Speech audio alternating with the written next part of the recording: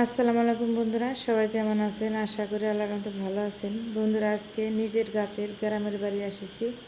নিজের গাছের কচি পাতা কুমড়া পাতা দিয়ে আজকে পারফেক্ট একটা বড়া ভাজি করব। এই বড়াটা বন্ধুরা খেতে যে কি টেস্ট, কি বলবো আপনাদেরকে। আশা করি সম্পূর্ণ ভিডিও দেখবেন, দেখলে অবশ্যই ভালো লাগবে। একদম কচি পাতা দিয়ে আজকে বড়া ভাজি করবো বন্ধুরা। অনেকে বড়া ভাজি করেন, অনেক সময় মুচমুচি থাকে না। কিভাবে মুচমুচি থাকে অনেকক্ষণ সময়, সেটা আপনাদের কাছে দেখাবো। দেখলে অবশ্যই আপনাদের ভালো লাগবে। আসেন মূল ভিডিওতে চলে যাই। কীভাবে এই বড়াটা আমি ভাজি করি সেটা আপনাদেরকে দেখাবো। দেখেন এই যেখানে নিয়েছি একদম কচি পাতা, সবুজ, মানে কচি পাতা নিতে হবে, বাড়তি পাতা নেওয়া যাবে। দেখেন কি সুন্দর পাতাটা, একদম তরতাজা টাটকা পাতা। দেখে এখন লুপ লেগে গেছে বন্ধুরা, খাওয়ার আগে, বড়া ভাজির আগেই।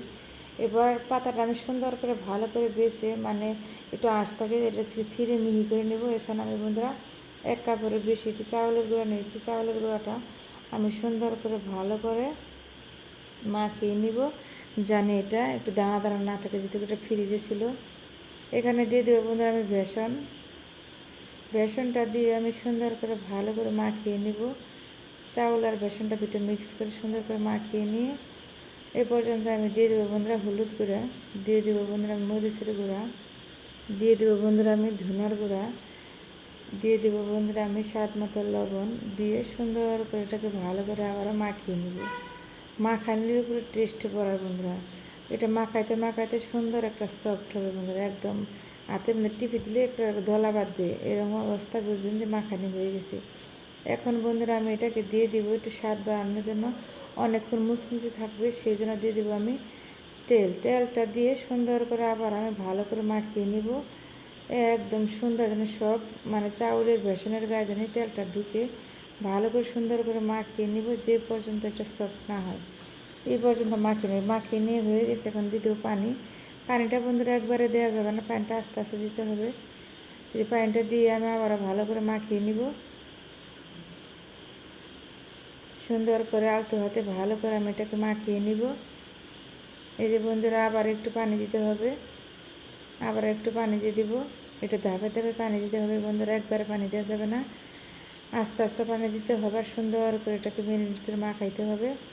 এই যে বন্ধুরা দেখবেন যখন মাখাইতে মাখাইতে এরকম একটা গোলাটা ডুটা এরকম হয়েছে, তখন বুঝে নেবেন এটা হয়ে গেছে গোলাটা। তখন ঢাকনা দিয়ে রেখে দেবেন 10 মিনিটের জন্য দমে রেখে দিবেন।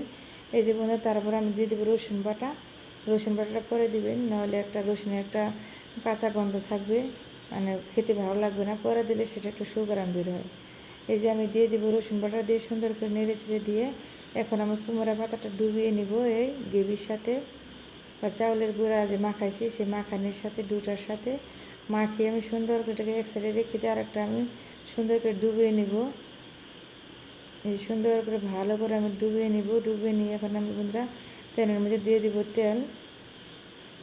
তেলটা দিয়ে এই যে বন্ধুরা আমি বড়াটা এখন দিয়ে দিব। এই যে আরেকটা দিয়ে দিব। দেখেন বন্ধুরা দেওয়ার সাথে সাথে কীরকম একদম ফুলে উঠছে বন্ধুরা।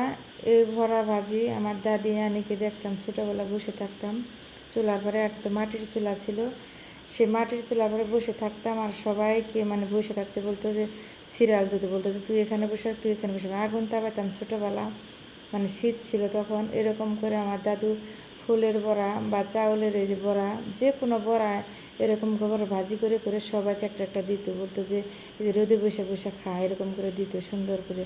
আজকে সেই বড়া ভাজির কথা, ছোটোবেলার কথা মনে পড়ে গেলো।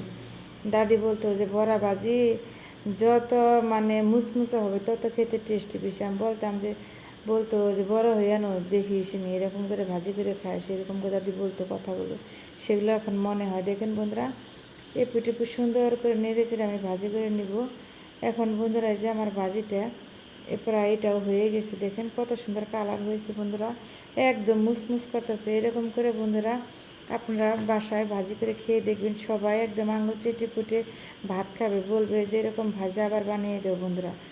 দেখেন কি সুন্দর লোভনীয়, খেতেও খুবই মজা বন্ধুরা। আমার রেসিপিটা আপনাদের কাছে যদি ভালো লাগে বন্ধুরা, সবাই লাইক কমেন্ট করে সাবস্ক্রাইব করে বন্ধুরা আমার পাশে থাকবেন।